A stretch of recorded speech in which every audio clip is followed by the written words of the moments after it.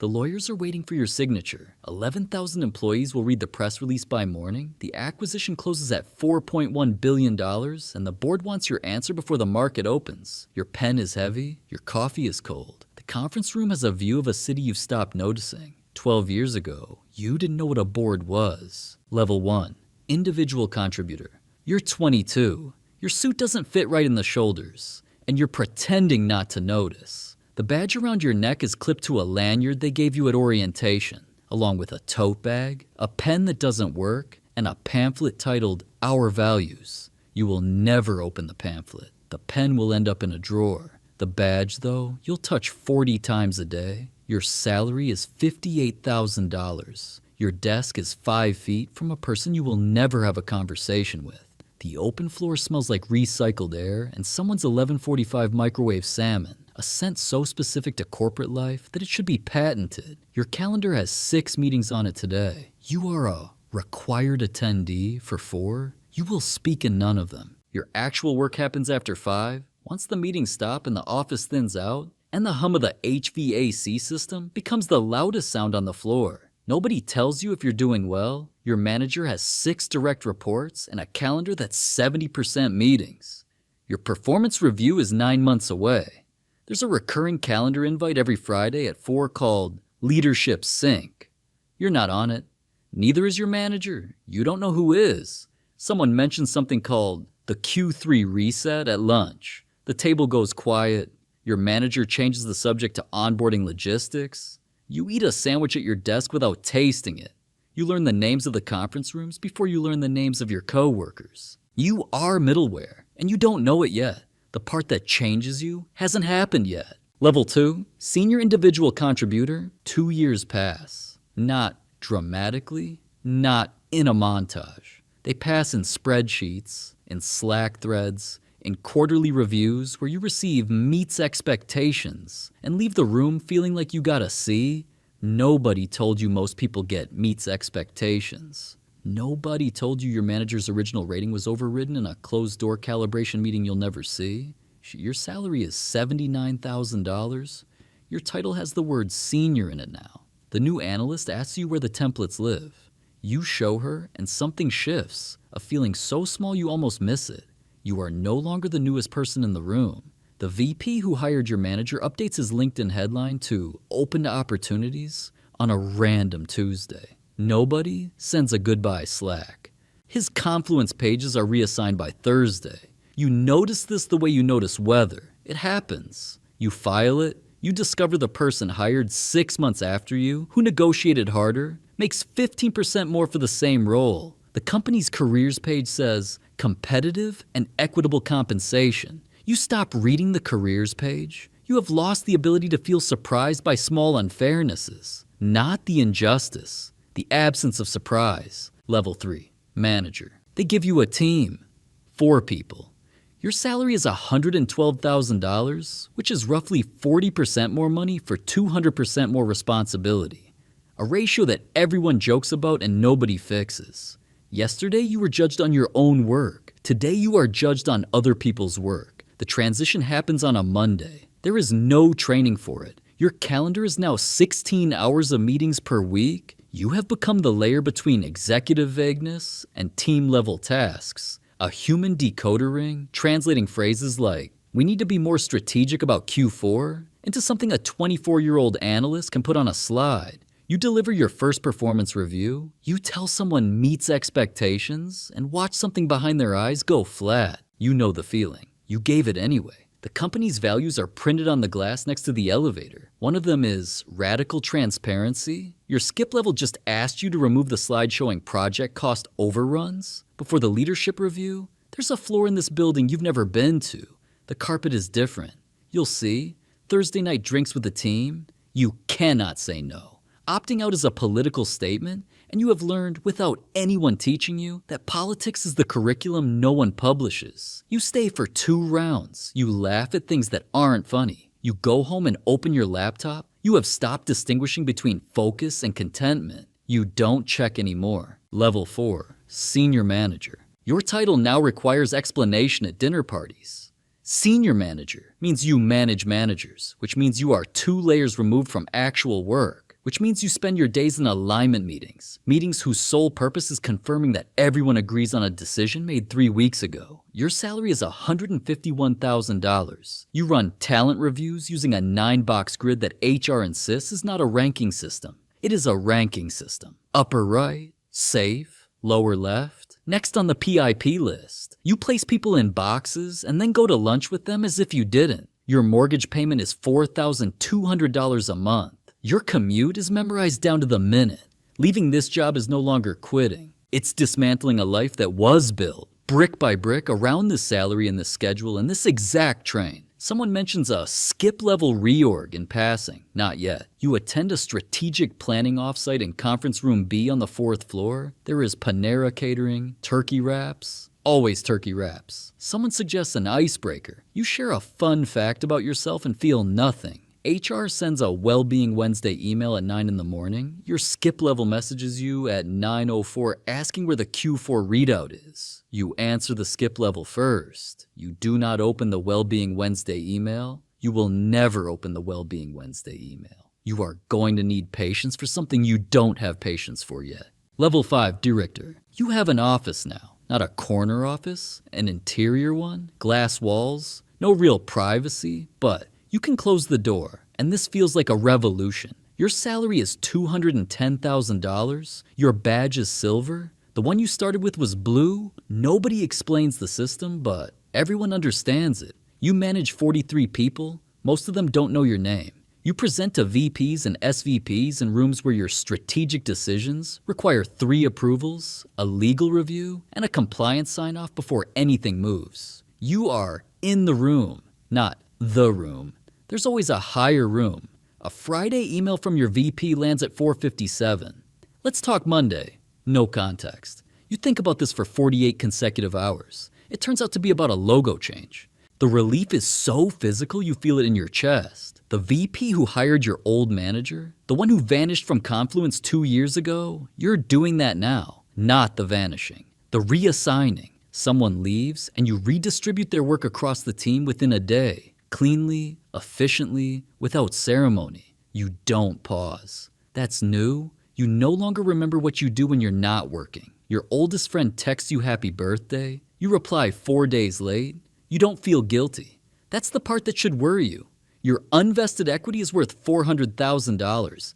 It vests over 3 years.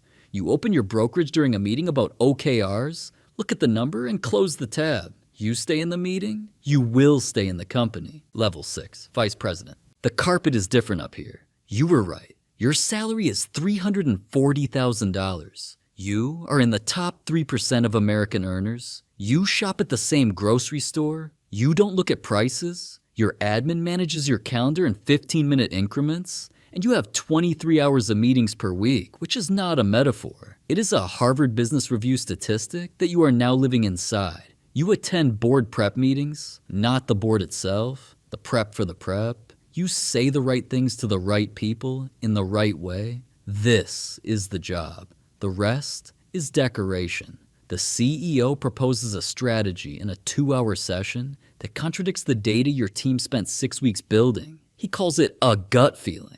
The room nods. You nod. The data goes into a drawer. The gut feeling becomes the Q1 plan. You receive your 360 review, anonymous feedback from peers, direct reports, and your manager's manager. It is simultaneously devastating and useless. Someone wrote, could improve executive presence. You do not know what that means. No one knows what that means. Your career trajectory was decided in a talent review you were not invited to, and now you know what the Q3 reset is. It's a layoff. 412 positions. You sat in the room where the names were sorted. You used the phrase, streamlining operations. You typed it into the talking points document yourself. The announcement is Tuesday. Company policy and securities law mean you can't breathe a word of it outside the room. Your spouse asks how your day was. Fine, you say. Fine. You don't know yet how long you'll keep earning things before you start owning them. Level 7. Senior Vice President, your salary is $470,000, and you don't think about it. You think about the board deck, the succession plan, the activist shareholder who owns 5% and wants a seat. You run a business generating $1.3 billion in revenue. 3,000 people work under your name on the org chart.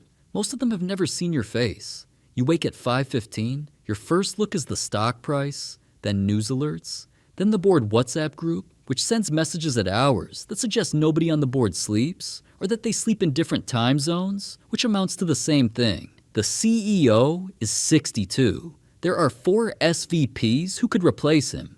You are one.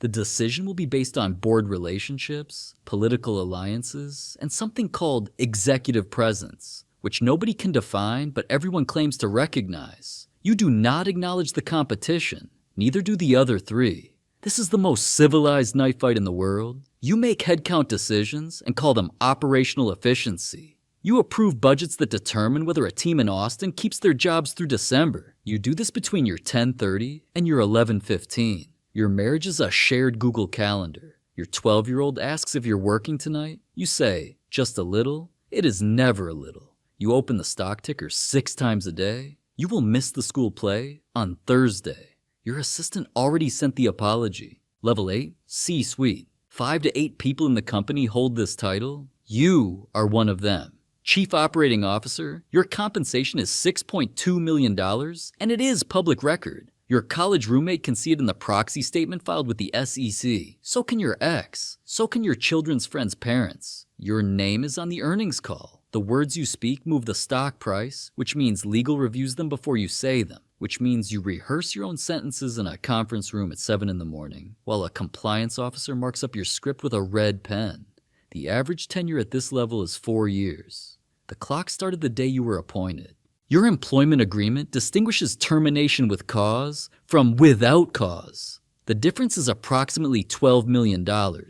You know which paragraphs matter. You attend the CEO's staff meeting where real decisions happen, as opposed to the all hands, which is a performance of decisions already made. You sit in a room with 6 people who smile at each other and disagree about everything the moment the door closes. You have opinions about the strategy. You share them carefully, because at this altitude, a misread comment doesn't get corrected. It gets remembered. The leadership sync, the Friday meeting you weren't invited to 12 years ago, you're on it now. It's 6 people, a shared Google Doc, and 45 minutes of alignment on messaging. Nothing is decided here. It never was. Everyone laughs at your jokes. You have not told a funny joke in years. You know this. It doesn't stop the laughter. Level 9, CEO. The median compensation for this job across the 500 largest publicly traded companies is north of $16 million.